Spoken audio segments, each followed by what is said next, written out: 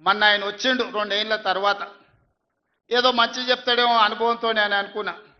పెద్ద మనిషి కదా, మనం కూడా ఈ మధ్యకాలంలో ఎప్పుడేం అనలేదు.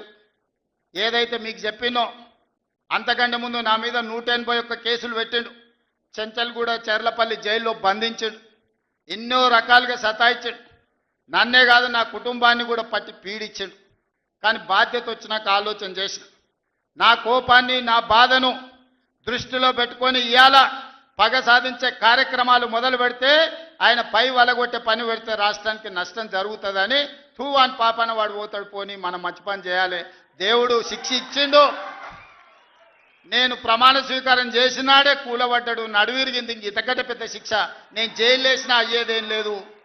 ఆయననే ఫామ్ హౌస్ను ఒక బందీఖానగా మార్చుకొని చుట్టూతో నా పోలీసులే ఉన్నారు, లోపల ఆయన ఉన్నాడు. చెర్లపల్లికి పంపించినా చెంచల్గూడకు పంపించినా గదే అవుతుంది కదా.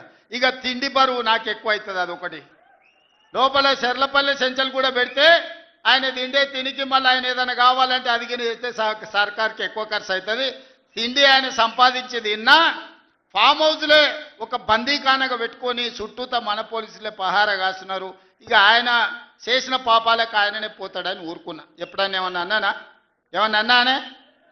ఎప్పుడైనా ఏమన్నా అన్నానా? మీరు చెప్పురు. ఇక్కడ పాత్రికేయ మిత్రులు ఉన్నారు అందరు, నాకు కూడా దోస్తులే కదా వాళ్ళందరూ. చెప్పురు, ఎప్పుడైనా ఏమన్నా అన్నానా? ఒక్క కేసు అయినా పెట్టినా?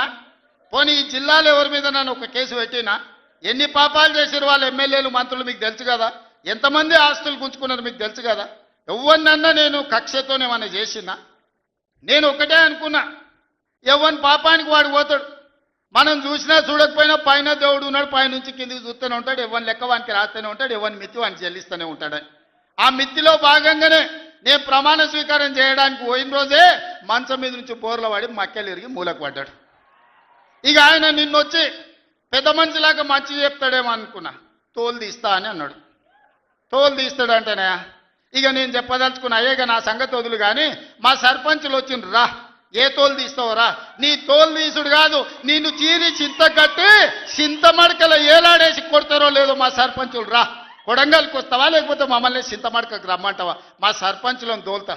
సోయి లేని మాటలు, స్థాయి లేని విమర్శలు. ఒక్కటన్నా అక్కడికి వచ్చే మాట మాట్లాడిండా? 10 ఏళ్ళు నువ్వు పూర్తి చేస్తే, 10 ఏళ్ళు ఎస్ఎల్బి పూర్తి చేస్తే నల్గొండకు 4 లక్షల ఎకరాలకు నీళ్లు వచ్చేది. 10 ఏళ్ళు పాలమూరు రంగారెడ్డి పూర్తి చేస్తే పాలమూరు జిల్లాలో 10 లక్షల ఎకరాలకు వచ్చేది. కల్వకుర్తి పూర్తి చేస్తే 3.5 లక్షలకు వచ్చేది. భీమా పూర్తి చేస్తే 2 లక్షలకు వచ్చేది. కోయిల్ సాగర్ లేకపోతే ఏది చేసినా, నెట్టంపాటు చేసినా, నా మక్తల్ నారాయణపేట కొడంగల్ పూర్తి చేస్తే 1.5 ఎకరాలకు మాకు నీళ్ళు వచ్చి ఇవాళ కందులు వండించి జొన్నలు వండించి కల్తీ కళ్ళు తాగి బతికే పరిస్థితి మాకెందుకు ఉంటుండే? మేము కూడా మీ లెక్కనే మంచిగా పంటలు వండించేటోళ్ళం, మంచి బట్టలు తొడుక్కునేటోళ్ళం, మేము కూడా మా పిల్లల్ని చదివించుకునేటోళ్ళం.